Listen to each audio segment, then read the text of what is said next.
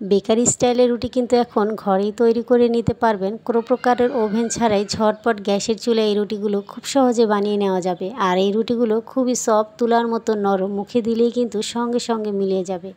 ছোট বড় সবারই কিন্তু অনেক পছন্দ হবে। আজকে সেই রেসিপিটি শেয়ার করব। রেসিপি ভালো লাগলে অবশ্যই একটা লাইক দিতে ভুলবেন না। প্রিয় দর্শক, আসসালামু আলাইকুম। প্রথমেই আমি এখানে 1 কাপ পরিমাণ আটা নিয়ে নিচ্ছি। এরপর স্বাদ মতো লবণ দিয়ে দিচ্ছি। এখন দিয়ে দিচ্ছি 1 চা চামচ পরিমাণ ইস্ট। ইস্টটা আপনারা যে কোনো মুদির দোকানেই খুব সহজে পেয়ে যাবেন। এখন দিয়ে দিলাম 2 টেবিল চামচ পরিমাণ গুঁড়া দুধ। এরপর দিয়ে দিচ্ছি 3 টেবিল চামচ পরিমাণ চিনি। মিষ্টির পরিমাণটা যে যেমন পছন্দ করেন সেভাবেই কিন্তু বাড়িয়ে কমিয়ে দিয়ে দিতে পারেন। এরপর দিয়ে দিচ্ছি 1টির মতো ডিম। ডিম যদি ফ্রিজে থাকে অবশ্যই 15 থেকে 20 মিনিট আগে বের করে রাখবেন, তারপর ডিমটা দিয়ে দিবেন। এখন দিয়ে দিলাম 2 টেবিল চামচ রান্নার তেল। এখানে আমি তেল ব্যবহার করছি, চাইলে কিন্তু এখানে গলানো বাটারটাও দেওয়া যেতে পারে।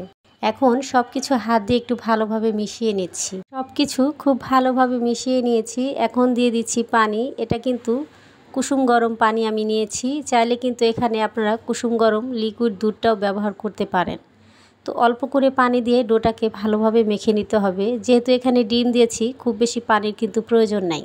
সুন্দরভাবে কিন্তু আমি মেখে নিয়েছি। অবশ্যই 5 থেকে 6 মিনিট একটু সময় নিয়ে ডোটা মেখে নেবেন, তাহলে কিন্তু এই রুটিগুলো অনেক সফট থাকবে। ঢেকে 1 থেকে 1.5 ঘন্টার মতো আমি এভাবেই রেখে দিয়েছিলাম। ডোটা এই মুহূর্তে ফুলে কিন্তু অনেকটাই ডাবল হয়ে গেছে। এই ডোটা চাইলে আপনারা যে কোনো গরম একটা জায়গায় কিন্তু রেখে দিতে পারেন, তাহলে খুব তাড়াতাড়ি এইরকম ফুলে উঠবে। অথবা চুলা জ্বালিয়ে তার পাশে কিন্তু রেখে দিতে পারেন, তাহলে কিন্তু খুব তাড়াতাড়ি এই ডোটা ফুলে ডাবল হয়ে যাবে। ডোটা আমি একটু আটা ছড়িয়ে দিয়ে ভালোভাবে মেখে নিয়েছি। এখন একটা বেলনির সাহায্যে রুটি তৈরি করে নিচ্ছি।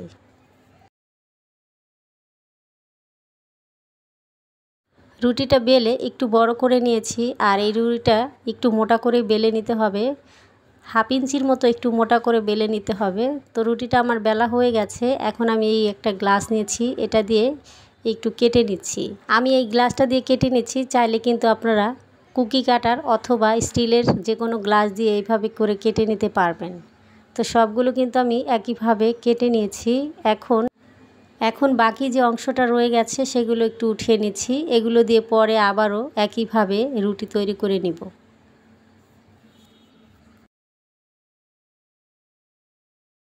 রুটির শেপটা আমি খুব বেশি বড়ও রাখিনি, আবার ছোটও রাখিনি। আমি আমার পছন্দ মতো দিয়েছি।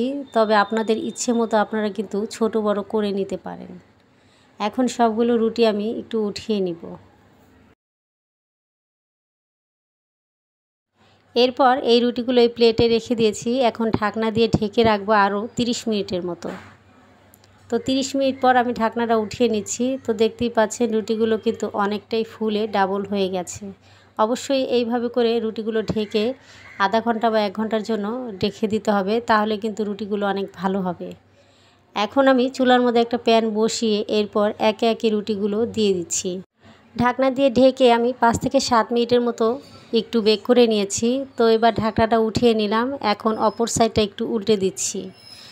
অপর সাইডটা উল্টে আরও 5 মিনিটের মতো আমি ঢেকে রেখে দিব। এই সময় চুলার আঁচটা কিন্তু একেবারে নিভু নিভু করে রেখে দিতে হবে। খুব বেশি তাপ দিবেন না, তাহলে কিন্তু রুটিগুলো খুব দ্রুত পুড়ে যেতে পারে। এই বন রুটিগুলো হইতে কিন্তু খুব একটা টাইম লাগে না। সর্বমোট 10 মিনিট হলে কিন্তু এই রুটিগুলো খুব সুন্দরভাবে হয়ে যাবে। আর যেহেতু ছোট, সময়টা একটু কম লাগে। বড় রুটি হলে একটু টাইমটা বেশি লাগবে। আপনাদের ক্ষেত্রে সময়টা একটু কম বেশি লাগতে পারে, তবে নির্ভর করছে চুলার আঁচটা আপনারা কিভাবে রেখেছেন। অবশ্যই এই চুলার আঁচটা কিন্তু একেবারে লোতে করে রেখে দিতে হবে, যেরকম আমরা কেক বেক করে থাকি ঠিক সেরকমভাবে। তো সবগুলো রুটি কিন্তু হয়ে গেছে। আমি এবার চুলা থেকে উঠিয়ে নিচ্ছি। আর রুটি হয়েছে কি না কীভাবে বুঝবেন, আপনারা চাইলে একটা কাঠি দিয়ে চেক করে নিতে পারেন। তো সবগুলো রুটি তৈরি করে নিয়েছি। দেখতেই পাচ্ছেন আমার ছোট ছোট রুটিগুলো কিন্তু হয়ে গেছে, আর দেখতেও কিন্তু ভীষণ ভালো লাগছে। রুটিগুলো এতটা নরম এবং তুলতুলে, মুখে দিলেই কিন্তু সঙ্গে সঙ্গে মিলিয়ে যাচ্ছে। এইভাবে তৈরি করে কিন্তু আপনারা বাচ্চাদের টিফিনেও দিতে পারেন, ওরা খেতে অনেক বেশি পছন্দ করবে। আমি এখন একটু মাঝখান দিয়ে কেটে আপনাদের দেখিয়ে দিচ্ছি। দেখুন ভিতরটা কত সুন্দরভাবে জালিদার হয়েছে। এখন একটু চকলেট দিয়ে আমি পরিবেশন করছি। চাইলে কিন্তু আপনারা এই রুটিগুলো এমনিতেই খেয়ে নিতে পারেন। এইভাবে কিন্তু সকালে অথবা বিকেলে নাস্তার জন্য বা বাচ্চাদের টিফিনের জন্য তৈরি করে নিতে পারেন।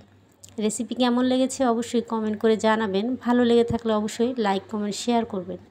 আর এই রকম সহজ মজার মজার রেসিপি পেতে অবশ্যই চ্যানেলটিকে সাবস্ক্রাইব করে নিয়মিত সঙ্গেই থাকবেন। আজকে এখানে বিদায় নিব। সবাই অনেক ভালো থাকবেন, সুস্থ থাকবেন। আল্লাহ হাফেজ।